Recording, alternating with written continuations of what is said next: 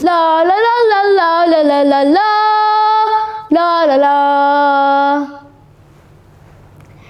Bapak ini kenapa? Kok kelihatan senang sekali? Ada apa tuh Pak nih? Lihat itu Bune, sebentar lagi sawah dan ladangku panen. Hasil panen kali ini sangat melimpah. Sudah bisa dipastikan aku akan jadi orang terkaya di desa ini. Oh, benar tidak Bune? Alhamdulillah ya Pak. Dialah Pak Jalmo, seorang penduduk desa yang tinggal jauh di sebelah timur Pulau Madura. Pak Jalmo ini mempunyai kisah hidup yang cukup menarik untuk diceritakan. Assalamualaikum warahmatullahi wabarakatuh. Selamat pagi Dewan Juri yang sangat saya hormati.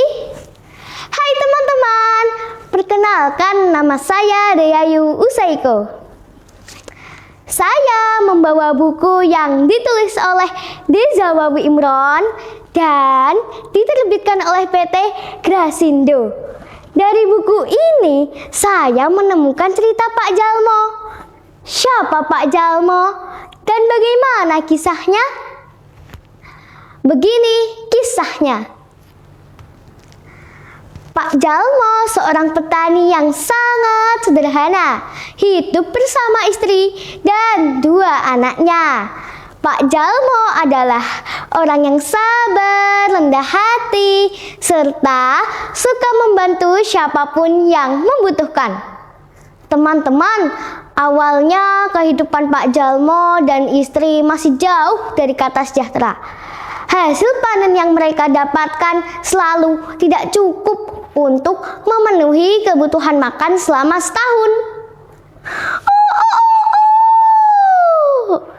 Suatu pagi, terlihat Pak Jalmo sedang berbincang dengan seseorang di depan rumahnya. Dialah sahabat Pak Jalmo yang kebetulan singgah. Begini loh Jalmo, aku turut prihatin mendengar kisah hidupmu. Rupanya kamu masih saja hidup serba kekurangan. Benar tidak? Bagaimana ya? Bekerja keras sudah, istriku pun ikut membantu. Namun, ya tetap saja hasilnya kurang. Nah, aku dapat ide. Bagaimana kalau hutan di samping pekaranganmu itu kamu tanami saja? Ya, anggap saja itu ladangmu. Bagaimana? Membuka ladang baru, membeli bibit tanaman, membayar tenaga yang membantuku. Dapat uang dari mana aku? Gampang itu. Aku akan minta warga untuk membantumu. Pasti mereka mau. Benar saja teman-teman, para warga dengan gembira membantu Pak Jalmo untuk membuka lahan baru. Mereka bekerja penuh sukacita tanpa berharap imbalan. Akhirnya terbentanglah sebuah lahan yang cukup luas milik Pak Jalmo yang siap untuk ditanami. Wah, seneng ya Pak. Akhirnya ladang kita jadi luas. Semua ini berkat para warga loh Pak. Kita harus berterima kasih pada mereka. Jasa mereka jangan kita lupakan. Iya ya Bune, yang penting sekarang aku harus siapkan tenaga dan semangat baru untuk ladang baru. Teman-teman, musim hujan yang ditunggu pun tiba. Ladang baru mulai dikerjakan. Karena tidak memiliki sapi untuk membajak, para warga membantu untuk membajak ladang baru. Mereka juga memberi benih tanaman. Karena rajin dan ulet, maka apapun yang ditanam Pak Jalmo di ladangnya ternyata bisa tumbuh subur. Mereka sudah membayangkan masa panen nanti pasti akan melimpah. Pak nanti kalau kita panen sebagian uangnya kita belikan saja seekor anak sapi. Lalu kita rawat hingga besar untuk membajak ladang kita. Bagaimana Pak Membeli seekor anak sapi? Wah, usulmu bagus Bune, aku setuju.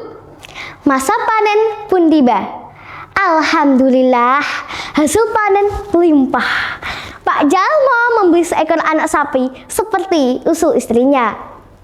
Bune, ini loh anak sapinya. Aku sudah belikan. Bagaimana Bune? Senang tidak? Piu Pak, lucu anak sapinya. Lah, kok imut begini? Sini Pak, biar aku yang menariknya. Ayo. Begitulah setiap tahun panen Pak Jalmo semakin melimpah. Pak Jalmo membeli sapi lagi dan lagi. Kini Pak Jalmo sudah tidak pernah lagi minta bantuan warga untuk membajak ladangnya. Teman-teman, Pak Jalmo kini sudah kaya. Namun Pak Jalmo berubah menjadi orang yang sombong dan sibuk mengurusi diri sendiri tanpa peduli orang lain. Cakmat, berema kabar nak Cakmat? Cakmat, aku dengar Jalmo sudah kaya. Apakah itu benar? Alhamdulillah, engkau sehat. Benar, Jalmo memang sudah kaya, namun dia lupa sama siapa yang dulu membantunya. Wah, Jalmo posang alias kebelinger. Kita doakan saja, semoga dia segera sadar. Genap 10 tahun sejak ladang baru itu dibuka. Panen Pak Jalmo semakin melimpah di luar dugaan. Bahkan lubungnya sudah tidak muat lagi untuk menampung hasil panen. Teman-teman, makin angkuh saja sikap Pak Jalmo, dan itu membuat geram salah satu sesepuh di desa yang kebetulan dulunya adalah guru ngaji Pak Jalmo. Jalmo, sebagai guru, aku wajib menasehatimu. Ingat, jangan sombong, jangan egois, bantulah siapapun yang membutuhkan bantuanmu. Ingat, Allah bisa mengambil semua hartamu, Jalmo. Kau bisa miskin lagi. Tidak bisa lagi Pak Guru, kemiskinan sudah menjauhiku. Ya toh, lihat saja sendiri, hartaku melimpah. Guru ngaji itu hanya menggelengkan kepalanya lalu pergi. Nah, suatu hari sebuah acara selamatan digelar oleh penduduk desa sebagai ucapan rasa syukur atas hasil panen mereka. Para warga antusias untuk hadir, kecuali Pak Jalmo, karena dia sibuk menyiapkan acara selamatannya sendiri. Pak Jalmo sengaja memesan banyak petasan dan kembang api untuk menarik perhatian para warga. Pak Jalmo memantik korek apinya, petasan pun mulai terbakar. Dar! Tiba-tiba angin bertiup kencang. Wush, wush, wush.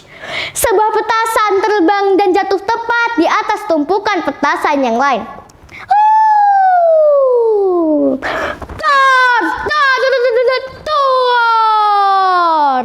Seketika semua petasan meledak hingga menimbulkan api yang makin lama makin membesar, membakar rumah dan lumbung Pak Jalmo. Tolong padamkan apinya. Oh, rumahku, lumbungku, semua habis terbakar. Bune, berema.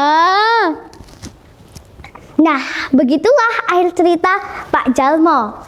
Saya Deyayu Usaiko, terima kasih sudah mendengarkan ceritaku. Wassalamualaikum warahmatullahi wabarakatuh. Salam literasi.